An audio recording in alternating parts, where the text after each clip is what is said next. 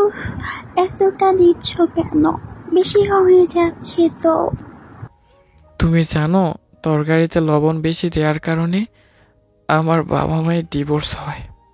শুধুমাত্র তরকারিতে লবণ বেশি দেওয়ার জন্য ডিভোর্স কি করে হয়? কি আশ্চর্য লাগছে বিষয়টা, তাই না?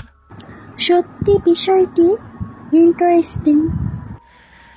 ঠিক আছে, আমি তাহলে পুরো ঘটনাটা খুলে বলি। আমি তখন ক্লাস 5-এ পড়াশোনা করি। একদিন রাতে খেয়াল করি বাবা খুব রেগে মেগে বাসায় ফিরে মাকে বলল, টেবিলের মধ্যে তাড়াতাড়ি খাবার দাও। খাবারটা গরম করতে মার একটু দেরি হচ্ছিল, আর এটা দেখে বাবা ডাইনিং টেবিলে রাখা কাঁচের 2টা গ্লাস ভেঙে ফেলল। মা শব্দ শুনে দৌড়ে রান্নাঘর থেকে এসে বাবাকে বলল, রাগ করেন না যে, একটু অপেক্ষা করেন, খাবার গরম করছি তো, তাই দেরি হচ্ছে। বাবাকে টেবিলে খাবার দিয়ে মা ভাঙা গ্লাসের টুকরোগুলো ঝুড়িতে তুলছিল। আমিও যখন মাকে সাহায্য করতে গেলাম তখন মা আমায় বলল, তুই তুলতে পারবি না, হাত কেটে যাবে। লবণ কি পুরোটাই তরকারিতে ঢেলে দিয়েছিলে? তরকারিতে আসলেই লবণ একটু বেশি হয়ে গেছে। অল্প তরকারি নিয়ে একটু কষ্ট করে খেয়ে নেন। আসলে আমি বুঝতে পারিনি লবণ এতটা বেশি হয়ে যাবে।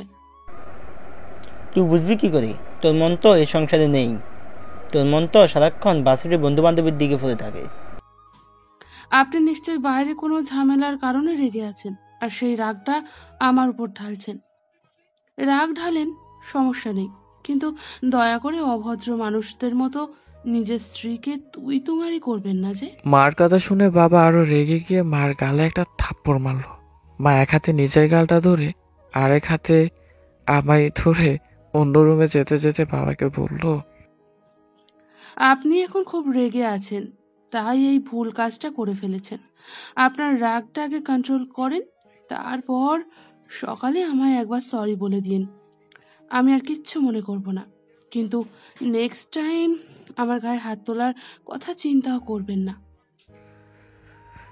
এই কথা বলে মা যখন আমায় নিয়ে অন্য রুমে যাবে তখন বাবা মাকে আরো একটা থাপ্পড় মেরে বলল, তোকে আবার মারলাম, এখন তুই কি করবি বল? থাপ্পড়টা খাওয়ার পর মা বলল, কি আর করব, তোকে ডিভোর্স দেব। যেই মা বাবাকে আপনি বাদে কখনো কথা বলতো না, সেই মা শেষ বেলায় বাবাকে তুই করে কথা বলে। সে রাতে আমাকে নিয়ে বাসা থেকে বের হয়ে গিয়েছিল। ডিভোর্সের পরবর্তী জীবনটা আমার মায়ের কখনো সুখে যায়নি। নানু সবসময় মাকে দোষারোপ করত আর বলতো, তোর মতো জেদি মেয়েকে পেটে ধরে আমি ভুল করেছি। সংসার করতে গেলে স্বামী স্ত্রীর একটু ঝামেলা হয়ই। ভুল করে জামাই একবার তোকে মেরেছিল বলেই ডিভোর্স দিতে হবে নাকি? তোর বাবাও তো মাঝে মধ্যে আমার গায়ে হাত তুলতো। কই, আমি তো তোর বাবাকে ডিভোর্স দিয়ে তোর মতো সংসার ছেড়ে পালিয়ে যাইনি, বল না। নানুর এই কথার উত্তরে মা সবসময় হেসে বলতো, এই জন্য তো তুমি এই সংসারে এতটা অবহেলিত।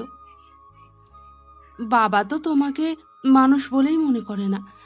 তুমি নিজে নিজেকে সম্মান করো না, অন্যজন তোমায় কি সম্মান দেবে বলো? একবার একটা ঘটনা ঘটলো। পাত্রপক্ষ আমার ছোট আন্টিকে দেখে খুবই পছন্দ করলো। বিয়ে পাই ঠিকঠাক। তখন পাত্রের বাবা আমার নানাকে বলল, আপনার বড় মেয়ের জামাই কি করে? আর তাকে দেখছি না যে। নানা আমতা আমতা করে বলল, বড় মেয়ের জামাই ব্যবসা করে, অনেক বড় ব্যবসা ওদের। ব্যবসার কাজে ব্যস্ত, তাই আজ আর আসতে পারিনি। মা তখন হেসে বলল, কেন মিথ্যা বলছো বাবা? সত্যিটা ওদের বললেই হয়। আমার জামাই আগে ছিল, এখন নেই। ও আমার গায়ে একবার হাত তুলেছিল, আর এই জন্যই আমি তাকে ডিভোর্স দিয়ে দিই। মার কথা শুনে পাত্রের বাবা অবাক হয়ে বলল, একবার হাত তুলেছিল বলে ডিভোর্স দিতে হবে? ডিভোর্স দেব না তো কি মরে লাশ হবার জন্য অপেক্ষা করব? যে পুরুষ অন্যের রাগ নিজের স্ত্রীর উপর মেটানোর জন্য স্ত্রীর গায়ে হাত তুলতে পারে, সেই পুরুষ নিজের স্ত্রীকে গলা টিপে হত্যা করবে না, তার কি গ্যারেন্টি আছে? মার এসব কথার ফলস্বরূপ ছোট আন্টির বিয়েটা ভেঙে যায়। আর নানা তখন মাকে সোজা বলে দিল মায়ের জন্য তার বাকি মেয়েদের জীবন নষ্ট করতে পারবে না, তাই বাসা থেকে বের হয়ে যেতে বলল। মা যেহেতু চাকরি করত, সেই হিসেবে আমাদের তেমন কোনো অসুবিধা হলো না। আমরা অন্য ফ্ল্যাটে উঠলাম। কয়েকদিন পর সেখানেও সমস্যা দেখা দিল। বাড়িওয়ালা প্রায় সময় আমাদের ফ্ল্যাটে এসে ঘন্টার পর ঘন্টা বসে থাকতেন। মা যে বিরক্ত হচ্ছেন সেটা মা আকার ইঙ্গিতে ওনাকে বোঝাতেন, তবুও তিনি যেতেন না। একদিন মা সরাসরি বাড়িওয়ালাকে বললেন, দেখেন ভাই, আপনি বাড়িওয়ালা আর আমি ভাড়াটিয়া। মাস শেষে আপনি আসবেন, 1 কাপ চা দেব, খেয়ে টাকা নিয়ে চলে যাবেন। প্রতিদিন তো আসার দরকার নেই। মার কথা শুনে বাড়িওয়ালা চুপচাপ মাথা নিচু করে চলে গিয়েছিল। আর তার ঠিক 9 দিন পর আমাদেরও বাসা থেকে বের করে দিয়েছিল। এভাবে একের পর এক কষ্ট সহ্য করে মা আমায় মানুষ করেছে। চাইলেই মেয়েরা মাথা উঁচু করে বাঁচতে পারে, সেটা আমি আমার মাকে দেখেই বুঝেছি। আমার কথাগুলো শোনার পর খেয়াল করে দেখি শ্রাবণের চোখের কোণে পানি জমে আছে। আমি তখন একটা দীর্ঘশ্বাস ছেড়ে বললাম, তোমায় দেখার আগে অর্পিতা নামের একটা মেয়েকে আমাদের পছন্দ হয়েছিল, কিন্তু শেষে গিয়ে বিয়েটাও ভেঙে গেল। শ্রাবণের চোখের কোণে জমে থাকা জলটা মুছে বলল, কেন? মা অর্পিতাকে বলেছিল তোমার স্বামী অন্যায়ভাবে তোমার গায়ে হাত তুলে তুমি কি করবে। অর্পিতা উত্তর দিয়েছিল কি জানো? সংসারে টুকটাক ঝামেলা ভুল বোঝাবুঝি হবেই, আমি সহ্য করে নিব। এই জন্য মা বিয়ে ভেঙে দিয়েছিল। আমাদের কথা বলার মাঝে হঠাৎ মা এসে আমায় বলল, তোদের কথা বলা শেষ হলে আমি মেয়েকে একটা প্রশ্ন করতে চাই।